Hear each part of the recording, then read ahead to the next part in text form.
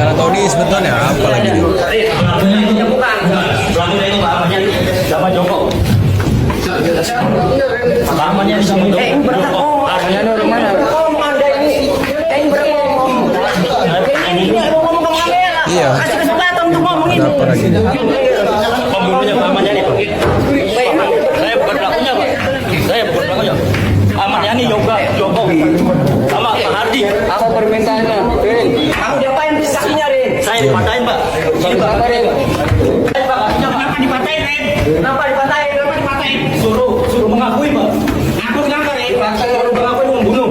Begitu sebetulnya. Assalamualaikum warahmatullahi wabarakatuh. Bagaimana kabarnya? Semoga baik-baik saja ya. Sepertinya ini kasus Vina Cirebon kembali terjadi sebetulnya. Dulu kita ingat dijadikan terdakwa Peggy si tukang bangunan kalau tidak salah. Terjadi di Indramayu sebetulnya. Ini sidang lanjutan kasus dugaan pembunuhan, mohon maaf, satu keluarga di Pauman yang terjadi Rabu 22 April 2026 ya. Kemudian memunculkan kejanggalan kuasa hukum terdakwa Ririn Tony RM menyoroti perubahan sebetulnya pada barang bukti ponsel yang dihadirkan di persidangan. Acara Tony mengungkapkan saat penyitaan awal ponsel tersebut berisi 2 kartu SIM aktif milik terdakwa dengan operator yang sama. Namun saat diperiksa di persidangan, kedua SIM tersebut justru hilang dan digantikan dengan kartu dari operator lain yang tidak dikenal.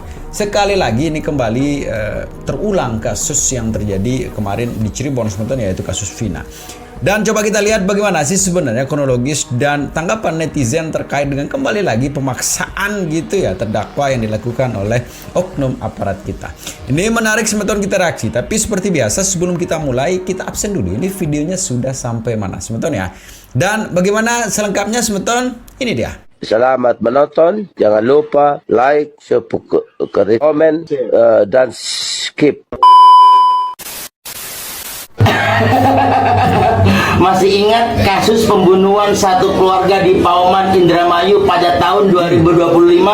Hari ini ruang sidang PN Indramayu gaduh saat terdakwa Ririn Rifanto berteriak membantah keterlibatannya. Kamu diapain saksinya, Rin? Saya dipatahin, Pak. Ini Pak kakinya, Pak. Saya dipatahin, Pak kakinya, Pak. Kenapa dipatahin, Rin?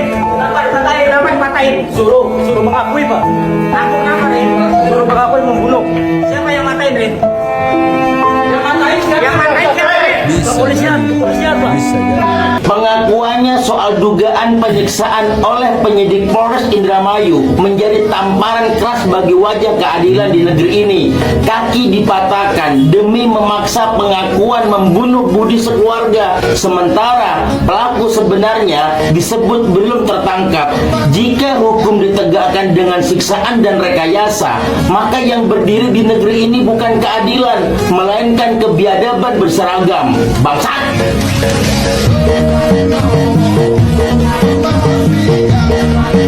Masih kan dari Sudian.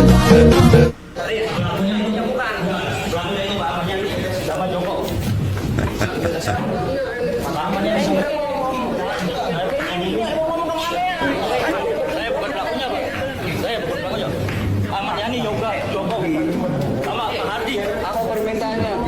Kamu diapain saksinya, Rin? Saya dipatahin, Pak. Ini Pak. Kenapa dipatahin, Rin? Kenapa dipatahin? Suruh mengakui, Pak. Ririn Rifanto, terdakwa kasus satu keluarga di Kelurahan Pauman, Kabupaten Indramayu, Jawa Barat. Dia memberontak di depan wartawan seusai sidang lanjutan di Pengadilan Negeri Indramayu pada Rabu tahun 2009. Jadi dia itu emosi karena apa? Karena jaksa penuntut umum tidak mau menggunakan yaitu Rio Bagus yang Rio Bagus ini adalah saksi satu-satunya yang tahu dan melihat langsung bagaimana itu terjadi. Selama digiring dia berbicara, saya bukan pelakunya. Saya bukan pelakunya, Pak. Ada apa ini? Ada apa? Ada apa? Dan dia pun menyebut nama. Aksi massa bakar dan berbagai bangunan. Ya, Nih, tahu lah ya. Hukum kita udah ada. nih. Kasus yang ada, kejadian seperti ini itu seolah-olah menjadi sebuah pelajaran buat kita semua. Kalau hukum di negeri kita itu kayak Ini seharusnya. Ririn Rivianto, terdakwa kasus pembunuhan satu keluarga di Kelurahan Pauman, Kabupaten Indramayu, Ya. Jawa Barat, pemberontakan di depan wartawan seusai sidang lanjutan di Pengadilan Negeri. Ia ingin menyampaikan pernyataan bahwa dirinya bukan pembunuhan Budi Awaludin dan keluarganya pada akhir Agustus 2025. Kuasa hukum terdakwa, Tony RM, menyebut tindakan emosional Ririn diduga muncul karena melihat sikap dari jaksa penuntut umum yang tak mau menghadirkan terdakwa Prio Bagus Setiawan untuk menjadi saksi yang akan meringankan Ririn. Tuh. Tony menilai Prio adalah saksi Nah, kunci dan tuh. satu-satunya saksi yang tahu dan melihat langsung bagaimana pembunuhan itu terjadi. Sambil dipapah, Ririn mengakui kakinya dipatahkan oleh penyidik karena dipaksa untuk mengakui sebagai pembunuh dalam perkara ini. Saya baca ulang ya, dia itu mengakui kalau dia itu bukan pembunuhnya. Bahkan kakinya Ririn Rivanto ini Ada artinya, dipatahkan. betul. Dia mengakui kaki saya itu dipatahkan oleh penyidik karena dipaksa untuk mengakui sebagai pembunuhan dalam perkara ini. Dan saksi utama, yaitu tadi siapa namanya, Prio, tidak dihadirkan di sidang tersebut, guys. Tidak dihadirkan. Padahal dia itu saksi kunci dalam kasus ini. Dia itu melihat pembunuhan tersebut dan melihat langsung gitu loh. Itu makanya ada Tepat kejanggalan sasaran. dalam kasus Betul. ini. Kenapa saksi kuncinya itu tidak dihadirkan? Gimana tanggapan kalian? Sangat baik. Pelaku pertama berinisial RR, usianya sekitar 35 tahun. Dia mengaku sakit hati kepada salah satu korban berinisial BA, usianya 40 tahun. BA adalah pengusaha rental mobil yang menyewakan mobilnya sama RR. Dan diketahui mobil yang disewa RR mengalami masalah. Padahal RR sudah memberikan bayaran sama BA. lama. Tapi waktu RR minta uangnya dikembalikan, BA bilang bahwa uang itu sudah terpakai untuk keperluannya. BA sempat meminta waktu untuk mengembalikan uang yang sudah diberikan dari RR tadi. Tapi niat baiknya BA untuk mengembalikan uang tersebut membuat RR Bisa bertambah jadi. kesal. Bisa RR jadi. sudah terlanjur emosi karena merasa ditipu. Hingga akhirnya timbullah dendam karena keinginannya nggak dipenuhi oleh BA. RR jelas merasa dipermainkan. Timbullah niat jahat untuk menghabisi nyawa BA bersama keluarganya. Dan gak cuma niat jahat untuk menghabisi nyawanya BA.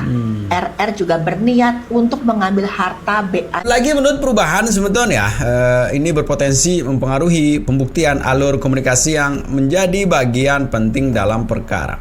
Pihaknya pun meminta kejelasan atas kondisi yang barang bukti yang dinilai tidak lagi sesuai dengan saat pertama kali diamankan. Kembali lagi publik ini semakin bertanya-tanya sebetulnya apakah begini metode sekarang atau cara untuk bagaimana mengungkapkan perkara yang sebenarnya kita sebut sebagai tidak mau repot mungkin sebetulnya, karena kalau menelusuri, mencari jejak, terus menemukan tersangka yang sesungguhnya kan butuh proses yang panjang, butuh proses yang lama, dan butuh biaya yang kita singkatkan saja begitu. Dan ini kasus terjadi bukan kali ini saja, sering sekali terjadi karena mungkin ya pelaku adalah orang yang punya backingan kuat, kemudian dari orang-orang yang elit, orang-orang kaya. Kasus ini pasti terulang lagi, dan ini yang kita takutkan terjadi, dan sekarang terjadi semua. Tapi sekali lagi pembuktian ke depan kita akan lihat bagaimana sih sebenarnya perkembangan dari kasus ini. Sekali lagi, apakah kasus Vina Cirebon dengan kau dulu dituduh Egy si tukang bangunan akan terjadi lagi, atau memang fix yang dibilang sebagai terdakwa jadi dimasukkan di penjara seperti 9 terdakwa dari Cirebon yang sampai sekarang belum dibebaskan sebetulnya ya, walaupun pembuktian kemarin memang sah. Tapi sekali lagi inilah potret hukum kita sebetulnya. Polisi tetap pada keyakinannya terkait dengan kasus dugaan pembunuhannya satu keluarga di Pauman ya, dan tetap menyatakan bahwa Ririn dan Prio sebagai pelaku utamanya. Kabid Humas Polda Jawa Barat ya sampai mendoakan agar supaya pelaku utama dan kuasa hukumnya mendapatkan hukuman setimpal ya, baik di dunia maupun di akhirat. Jadi kita perlu melihat bagaimana perjalanan kasus tersebut ya di dalam persidangan, bagaimana bisa jadi hakim ini harus bisa mengedepankan rasa keadilan ya. Apa mungkin ada tokoh-tokoh lain yang memang menjadi pelaku utama seperti apa yang diedarkan oleh kuasa hukum pelaku Ririn dan Trio, atau justru memang bukti-bukti yang ada itu hanya mengatakan bahwa Ririn dan Trio itu sebagai pelaku utamanya. Nah, polisi mengikuti penyelidikan dan penelusuran, tapi ya Masa sih? pertanyaannya, Masa Kang Deddy pesugihan? apabila Ririn ini tidak terlibat ataupun bukan bagian daripada itu, pertanyaannya kenapa harus ganti KTP, pertanyaannya kenapa harus pergi bersama Trio ya, kabur seperti itu, dan kemudian dilacak dan ketemu ya, ada di titik koordinat tertentu oleh pihak kepolisian, dan mengaku bahwa ada intimidasi dan siksaan dari pihak kepolisian. Sudah seharusnya itu juga kita pertanyakan bagaimana kuasa hukum sebelumnya ya dalam menangani kasus tersebut, dan mungkin juga Ririn dan Trio ini menganggap bahwa karena itu disodorkan oleh pihak kepolisian, ya kuasa hukumnya juga ya mungkin tidak akan membela dia sepenuhnya. Makanya ini kan terlalu kita bisa amati secara dinamis. Tapi yang jelas nanti kita akan lihat bagaimana para saksi itu ya menyebutkan dan meringankan dari beberapa pihak yang ada. Kita doakan semoga ini bisa menjadi hasil yang terbaik. Kamu ngapain pisahnya? Saya dipatahin, Pak. Ini Pak kakinya, Pak. Dipatahin. Saya dipatahin. Saya dipatahin, Pak. Dipatahin, Dek. Dipatahin. Suruh mengakui, Pak. Aku ngapain? Suruh mengakui membunuh. Siapa yang matahin, Dek? Yang matahin siapa, Dek? Kepolisian, Pak. Lama. Kamu pelakunya. Ini jangan ngomong itu. Iya, pelakunya bukan. Pelakunya itu Pak Ahmad Yani, Bapak Joko. Pak Ahmad Yani sama Joko. Bisa jadi. Bisa jadi.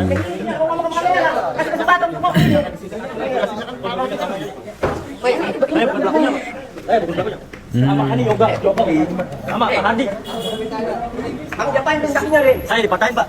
Ini Pak kakinya, Pak.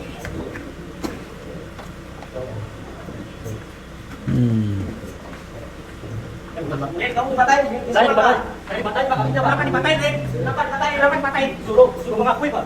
Aku kenapa, Ren? Suruh mengakui membunuh. Siapa yang matain, Ren? Siapa yang matain, Ren? Pak Ahmad Yani, Yoga, Aldi, Joko. Masa sih? Yang matain. Masa Kang Deddy pesugihan? Kepolisian, Pak.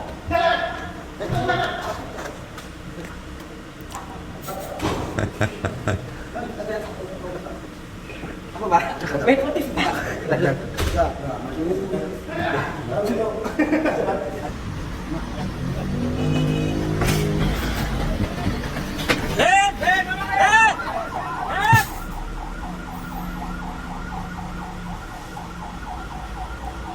TV kena TV. YouTube? Ya.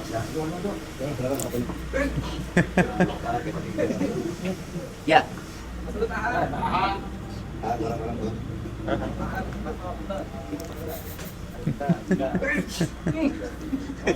Ya.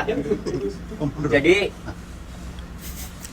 marahnya Ririn tadi bersama kami juga ya, itu karena sikap jaksa yang tidak mau menghadirkan saksi Trio. Ya. Padahal di dalam berkas perkara saksi Trio itu Bagus Setiawan itu sebagai saksi untuk Ririn. Itu yang aksi massa yang bakar dan menutup karena Trio itulah yang tahu pembunuhan. Trio itulah yang menyaksikan pembunuhan. Dan Trio juga mengaku ikut menguburkan disuruh oleh Ahmad Yani. Dan Trio lah yang menyebutkan nanti bahwa Ririn tidak terlibat. Karena saat terjadi pembunuhan, Ririn keluar sama Joko. Lalu siapa pembunuhnya? Pembunuhnya adalah Hadi Yoga, otak pelakunya Ahmad Yani, dan yang menguburkan itu Joko bersama Trio. Nah, kami ini mau menunggu-nunggu keterangan Trio nanti dihadirkan saksi. Ternyata sikap jaksa tadi, dia ketakutan, tidak mau menghadirkan saksi Trio. Padahal di berkas perkara Ririn, Trio itu sebagai saksi. Jadi ini curang. Artinya begini, janganlah memaksakan orang yang tidak bersalah menjadi agar bersalah. Harusnya ungkap saja kebenaran, tidak usah takut. Saya yakin kalau dihadirkan Trio, terbongkar bahwa Ririn tidak terlibat, bahwa Trio juga bukan pelaku pembunuhannya, tetapi hanya menguburkan saja di usul Ahmad Yani. Itu yang akhirnya tadi Ririn selalu menyampaikan kepada majelis hakim di akhir-akhir sidang itu bahwa Ahmad Yani kan seperti itu. Itu. Nah, Kemudian yang tuh. kedua, ada saksi Sela, mantan istrinya Ririn. Jadi kasihan, Ririn ini belum terbukti tapi bertubi-tubi dia sudah dipukulin sampai patah, kakinya suruh mengakui kan. Makanya di BAP ngaku semua kan. Tapi kalau Prio nanti di sidang pasti dicabut keterangan itu semuanya, akan menyerahkan yang sebenarnya Ririn ya dicerai oleh istrinya. Nah, jadi kasihan belum terbukti bersalah sudah bertubi-tubi, udah kakinya patah, dicerai sama istrinya. Saksi Sela menerangkan setelah berita rame 1 September mayat ditemukan, Ririn pernah telepon Sela, ya, menanyakan itu benar nggak Budi meninggal. Artinya itu berarti Ririn tidak tahu pembunuhan. Kemudian saat Evan ketangkap, Evan diamankan oleh polisi sampai 8 hari. Ririn juga pernah telepon Sela, mantan istrinya itu, yang dulu istrinya, menanyakan itu benar nggak sih kan pelakunya Evan. Itu artinya Ririn tidak tahu pembunuhan. Itu poin pentingnya, ya. Pak, terkait keterangan ibu tadi, saya rasa itu kekurangan kesimpulan sama keterangan itu dari ibunya satu ibu korban itu. Ibu Teti, oke. Jadi Ibu Teti ini ibunya Ois korban, ya. Pada tanggal 30 Maret 2025, saya telepon ibunya Ois, Ibu Teti, ya, jam 20.57 di Sport Center.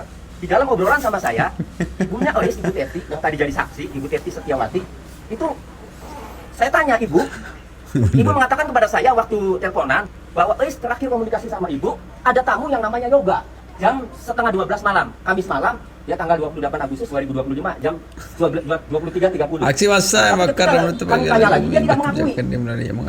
Tapi walaupun dia tidak mengakui, kami sudah punya rekaman videonya, ya, karena tadi kata hakim, kalau memang ada rekaman videonya, ya nanti dijadikan bukti, ya boleh bisa dijadikan. Oleh karenanya rekaman, ya, teleponan saya sama Ibu Teti yang di video, jadi yang di video sayanya gitu sama anak buah saya sedang menelpon, bukan direkam dari WA, bukan, ya. Nanti rekaman itu isinya bahwa ada nama Yoga, ya, 30 menit sebelum kejadian pembunuhan ini kan antara jam 23.50, ya, 28 Agustus 2025, ya, sampai dini hari, ya, Jumat 29 Agustus 2025 sampai jam kurang lebih jam 12:30 atau jam 00.30 itu pembunuhan terjadi. Nah, oleh karenanya nanti saya akan sampaikan kepada hakim bukti bahwa ibunya Ois ini, Ibu Teti ini pernah menyampaikan kepada saya ada nama Yoga 30 menit sebelum kejadian bertamu di rumah Budi. Nah, sesuai dengan caption teman-teman ya, caption dari video pengacara Tony yang mengatakan Ririn Rifanto bongkar jihadnya penyidik Polres Indramayu. Kasus pembunuhan di Pauman Indramayu dipatahkan, dipatahkan itu jelas teman-teman ya, kakonya gitu ya. Dan disuruh mengakui pembunuhan korban Budi keluarga. Pelaku sebenarnya tidak ditangkap ya. Pelaku sebenarnya tidak ditangkap, sekali lagi sebentar. Ya, ada saja. Jadi kalau kita mendengar dan kalau kita ikuti sekarang atau kembali lagi, mungkin kita akan mengiyakan kalau ada komentar yang mengatakan bahwa kepenanganan kejahatan, mohon maaf teman-teman, seperti ini memang tidak bisa diandalkan lah ya. Dan saya ingat kata-kata saya dulu mengatakan kalau ini terjadi, kalau benteng dari keadilan kita sudah bisa dipermainkan, lah kemana lagi orang-orang seperti kita sekarang meminta keadilan itu sebentar. Kalau dalam penanganan seperti ini harus ada orang yang akan dikorbankan untuk menjaga kredibilitas mungkin di situ aparatur penegak hukum kita. Dan sekali lagi selalu juga saya berpesan teman-teman, jangan sampai instansi yang begitu kita hormati, begitu kita hargai teman-teman ya, sebagai pembantu atau pembela rakyat lemah harus ternodai dengan oknum-oknum yang tidak bertanggung jawab seperti ini. Sangat miris sekali teman-teman ya. Tapi selalu saya pesan tetap jaga persatuan dan kesatuan kita teman-teman. Assalamualaikum warahmatullahi wabarakatuh.